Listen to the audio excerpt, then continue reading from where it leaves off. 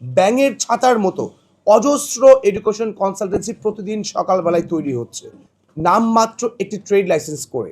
একটা দোকানদার যেমন ট্রেড লাইসেন্স করে, একটা কারবারি প্রতিষ্ঠান যেভাবে নর্মালি ট্রেড লাইসেন্স করে, ঠিক তেমনি এত বড় একটা গুরুত্বপূর্ণ সেক্টরে সাধারণ নামমাত্র অল্প কিছু টাকা দিয়ে একটা ট্রেড লাইসেন্স করে ব্যাঙের ছাতার মতো অজস্র এডুকেশন কনসালটেন্সি প্রতিদিন সকালবেলায় তৈরি হচ্ছে।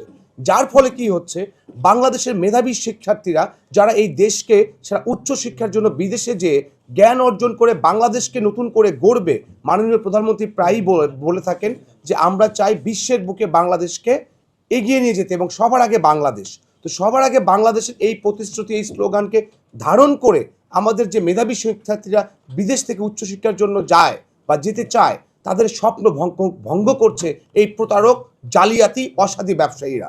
এবং তাদের যদি এখন লাগাম ধরতে না পারি, তাহলে বাংলাদেশের আগামী দিনে শত শত নয়, হাজার হাজার নয়, লক্ষ লক্ষ মেধাবী শিক্ষার্থীর চোখের অশ্রু আপনারা অদূর ভবিষ্যতেও আপনারা শুনতে পারবেন। তো এর জন্য আমি বলতে চাই এবং বিশেষ করে সরকারকে আমি এই বিষয়টাতে অত্যন্ত গুরুত্ব সহকারে দেখতে অনুরোধ জানাচ্ছি ফ্যাটক্যাবের পক্ষ থেকে।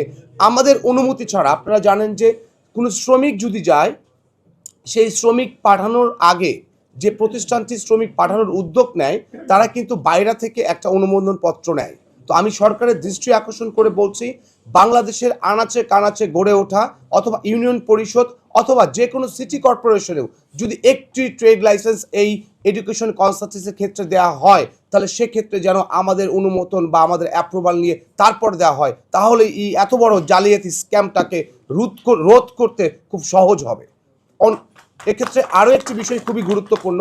আপনারা জানেন, একটা স্টুডেন্ট যখন যায়, তার এডুকেশন শেষ করে, অনেক স্টুডেন্ট এডুকেশন শেষ করে সেই দেশে তারা বসবাস করে, বাট যেহেতু তারা শ্রমিক ভিসাতে যায় না, তাদের কাছে বিএমইটি থাকে না।